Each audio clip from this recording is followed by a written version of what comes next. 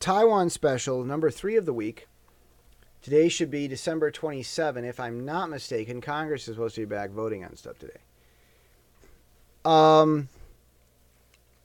I said I'd get to Huawei.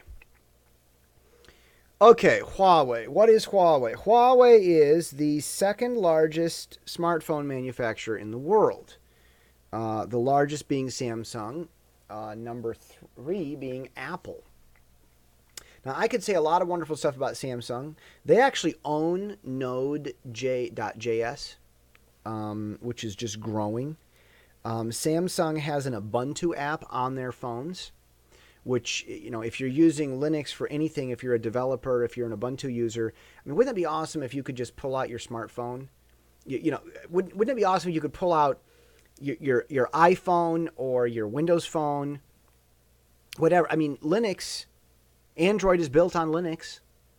Ubuntu is built on Linux. Ubuntu is the number 1 desktop distribution of Linux and the favorite for small web servers in the world.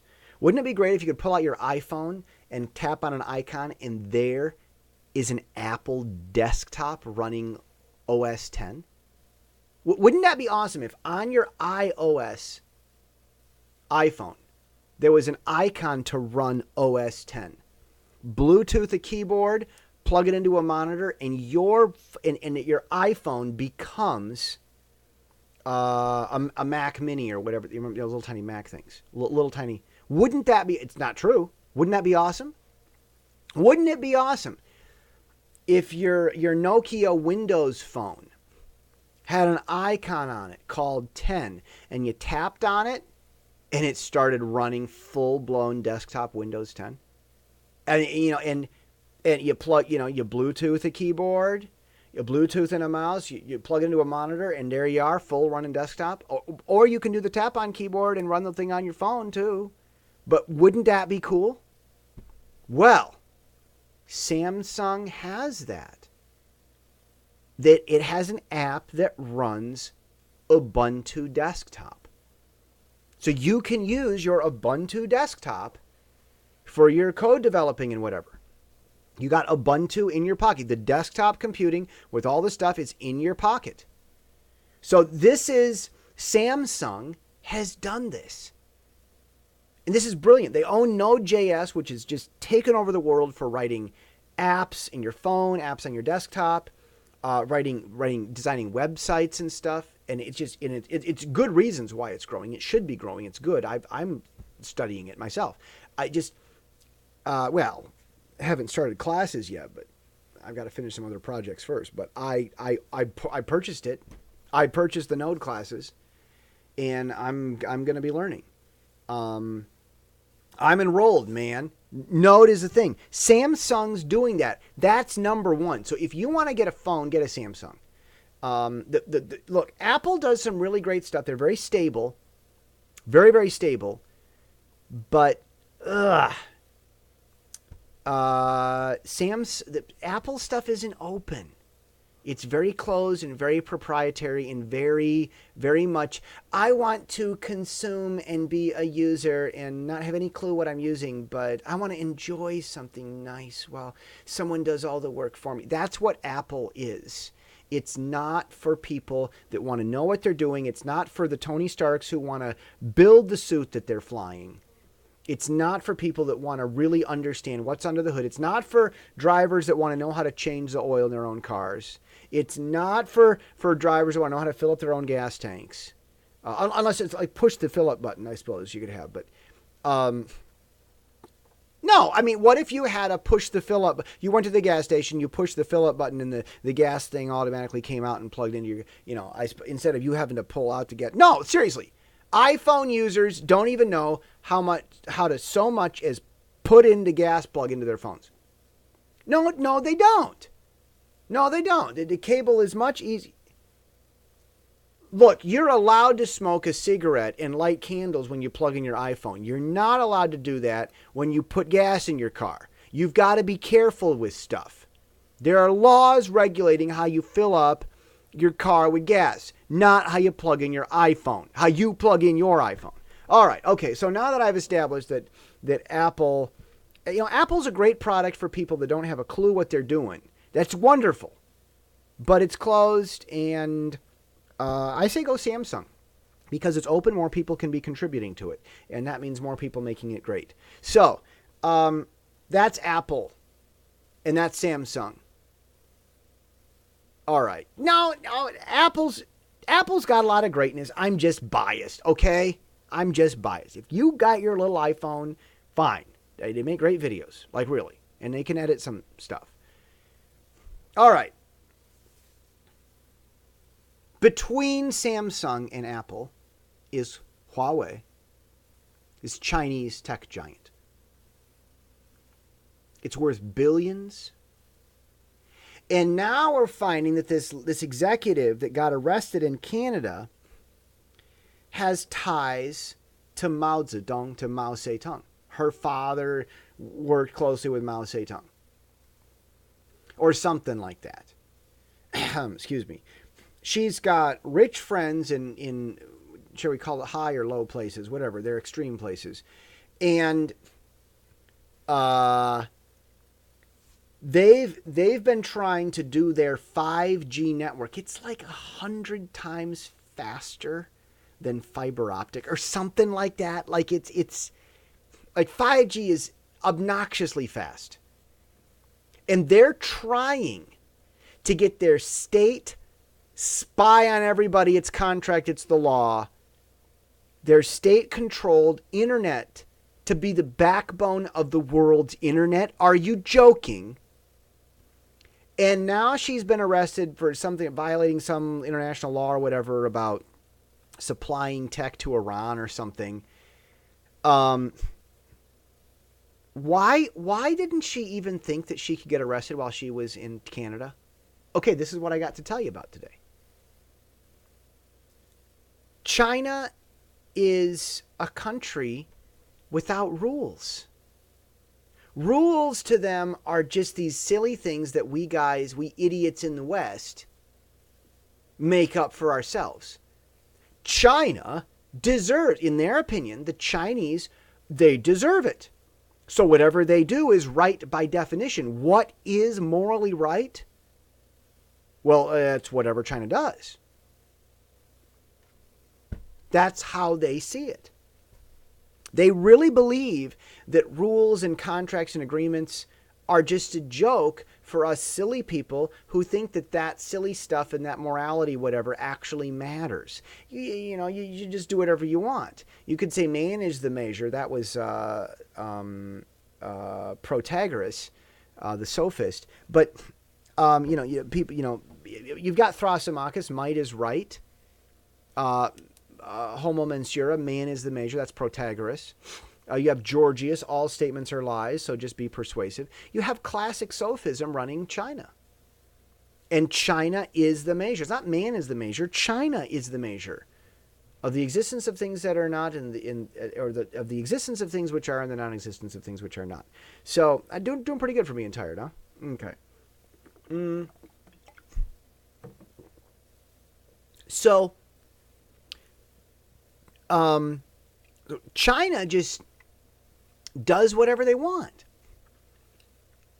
So when you just do whatever you want, get away with whatever you want because your daddy was friends with Mao Zedong, you kind of get used to by habit traveling wherever you want, going wherever you want, doing whatever you want without expecting reprisal for the bad things that you do because they're not bad because you're doing them. So of course she went to Canada and of course she was surprised. And then China turns around. What they're doing, they believe that Justin Trudeau is blowing smoke when he says that as the prime minister, he can't tell judges what to do. Because in China, they really do operate that way. There was one professor in Taiwan who tried to explain it that Westerners want to negotiate before signing a contract. The Chinese want to negotiate after signing a contract. That's a nice way of saying that one of the two is a psychopath. That they don't believe, statements and agreements are just lies. Like, really. So this is a problem. You've had all these companies that have tried to do stuff with the Chinese. They've had those problems. And those American this is the thing. This is one of the dirty secrets that's going to be coming out here. those American companies that started manufacturing in China, they had warning signs. Their early experiences and their relationships with China were telling them that the Chinese couldn't be trusted, because that's the type of people that their culture cultivates. But they chose to do business with China anyway because they wanted to save a little bit of money. Or maybe because they also operate that way as owners and operators and executives of their companies. I'd be curious to see how that all gets sorted out.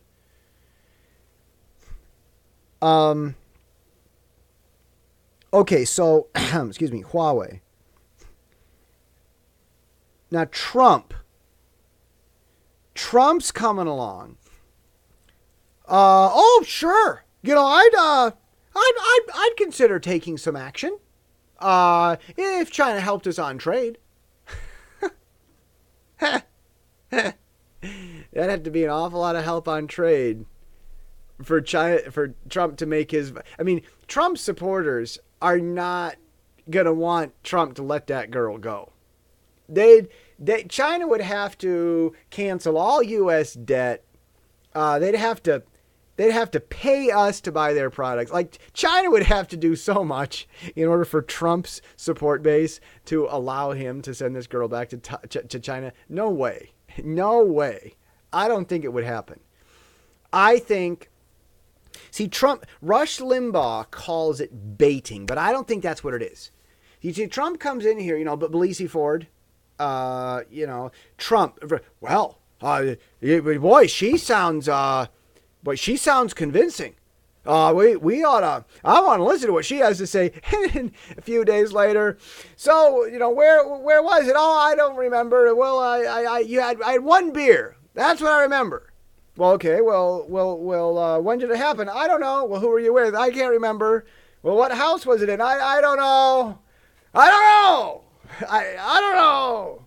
How many people were there? I don't remember. What any friends can tell you? No, I don't know. I don't know. And Trump's making fun of her later on after that whole, she sounds convincing. He does this with everybody. Now, Rush Limbaugh calls it baiting. He comes in like he's going to get along, and then later on, he doesn't get along.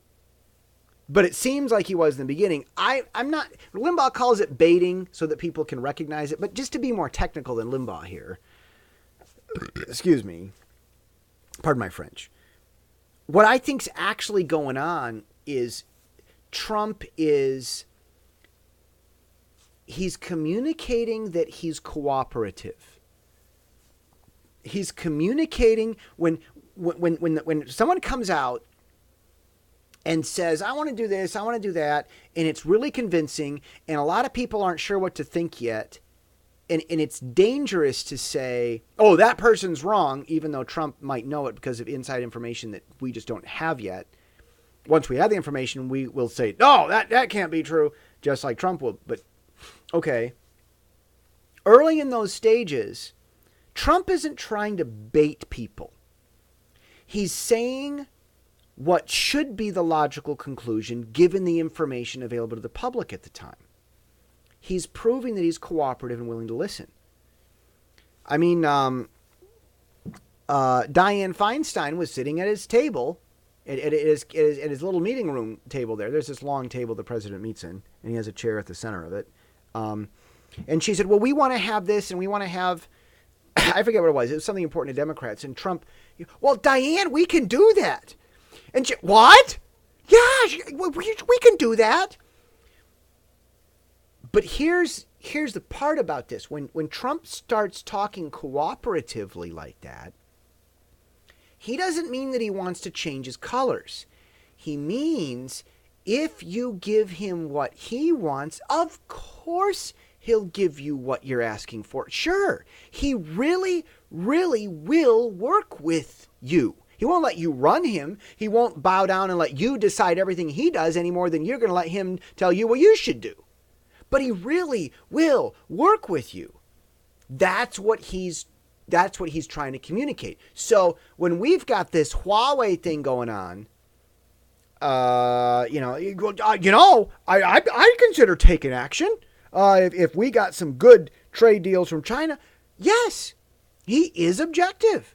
And whatever decision he makes will be based on a good objective decision. And he's communicating his objectivity with all that. Now, this Huawei thing could blow up, so to speak.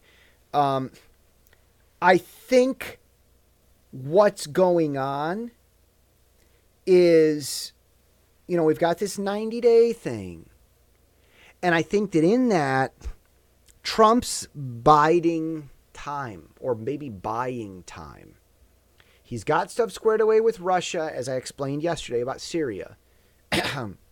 And now I think Trump's just letting the system, system's taking a long time. Chief Justice John Roberts wasted no time approving some subpoena for some company that we're not sure how may be tied to Mueller or not. He wasted no time at all approving a subpoena. And I don't know, the court has to take more, the SCOTUS has to take more action to vote, but like, if it's a quick now, we need something like slap a Band-Aid on it, quick sort of thing, like the the Chief Justice can take like a temporary action until the court votes. And the court could vote very soon. So that's going through.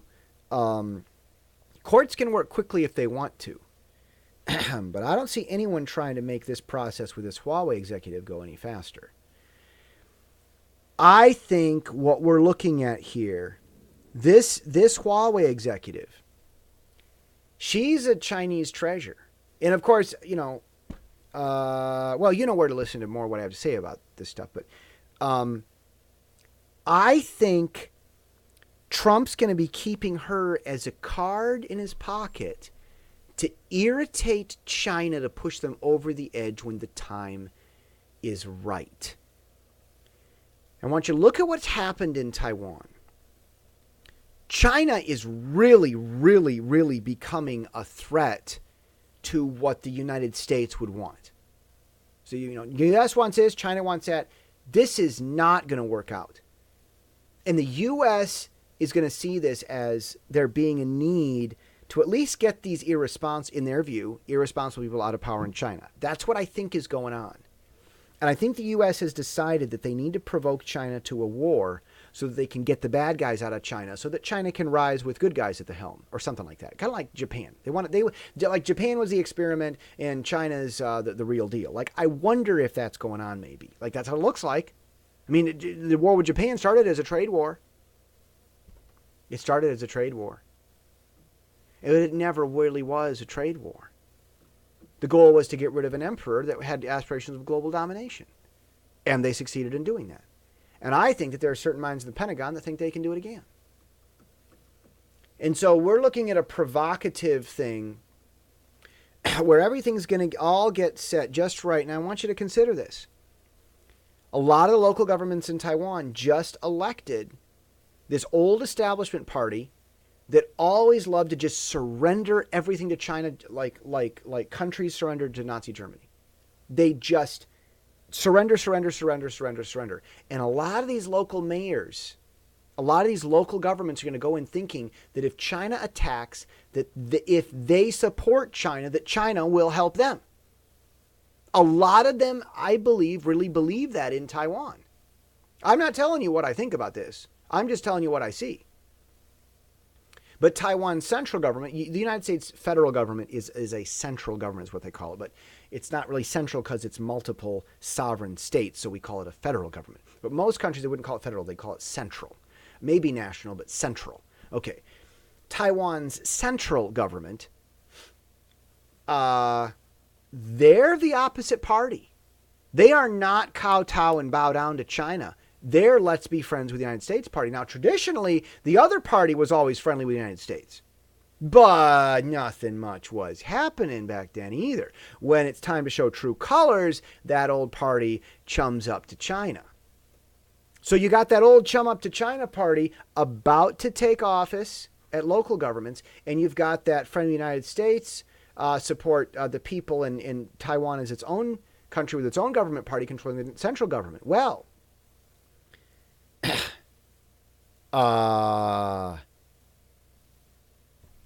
that's a beautiful... If you're in the Pentagon and you're trying to start a war... I mean, I have no idea what's going on in the Pentagon. I have no clue. But I wasn't born yesterday, man. If I was in the Pentagon and it was my job to come up with a plan to provoke China, I'd be like, we've got a year and a half to do it. Maybe a year. We got to let these new guys, local government in Taiwan, settle in. Let them get there. Let the dust settle. Let them arrange the furniture. Let them buy a couple swaths of groceries. Let them think that they know what's going on and are in charge of everything. Okay, and then hurry up and get China in there so China thinks that it could do it. Okay. But we still have U.S. agreement and cooperation with the central government in Taiwan. Okay. Hurry up and do this. How are we going to provoke China quickly? How are we going to do it? How are we going to do it?